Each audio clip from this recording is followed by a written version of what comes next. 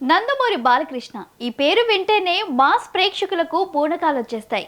వరుస విజయాల జోరులో ఉన్న బాలయ్య తన తదుపరి చిత్రాల విషయంలో రూట్ మారుస్తున్నారు. ఒకవైపు గతంలో తనకు హిట్లు ఇచ్చిన దర్శకులతో మాస్ యాక్షన్ సినిమాలు చేస్తూనే మరోవైపు యంగ్ దర్శకులతో విభిన్నమైన ప్రయోగాలు చేసేందుకు సిద్ధమయ్యారు.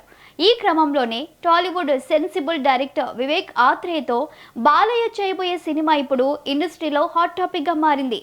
అంటే సుందరానికి సరిపోదా శనివారం వంటి విలక్షణమైన కథలతో వివేక్ ఆత్రేయ తనకంటూ ప్రత్యేకమైన ఇమేజ్ తెచ్చుకున్నాడు. అలాంటి దర్శకుడు మాస్ గాడ్ బాలయ్యతో జత కట్టడం అందరినీ ఆశ్చర్యపరుస్తోంది.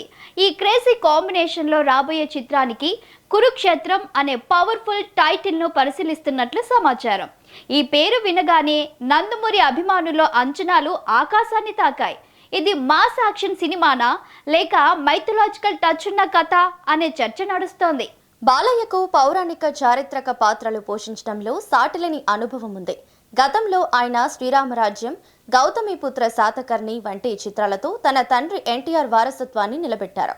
ఇప్పుడు వివేక్ ఆత్రేయ మార్క్ విభిన్న కథనానికి బాలయ్య మార్క్ గంభీరమైన డైలాగ్ డెలివరీ తోడైతే వెండితెరపై మరో అద్భుతం ఖాయమని విశ్లేషకులు భావిస్తున్నారు.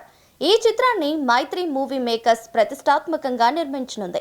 మరోవైపు వీరసింహారెడ్డి వంటి బ్లాక్ బస్టర్ తర్వాత గోపీచంద్ మల్లిని దర్శకత్వంలో బాలయ్య మరో సినిమా చేస్తున్నారు. ఇది ముంబై అండర్ వరల్డ్ నేపథ్యంలో సాగే పవర్ఫుల్ గ్యాంగ్స్టర్ యాక్షన్ ఎంటర్టైనర్.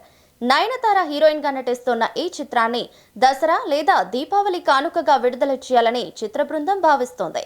ఒకవేళ వీలు కాకపోతే 2027 సంక్రాంతి బరిలో బాలయ్య గర్జించడం ఖాయం.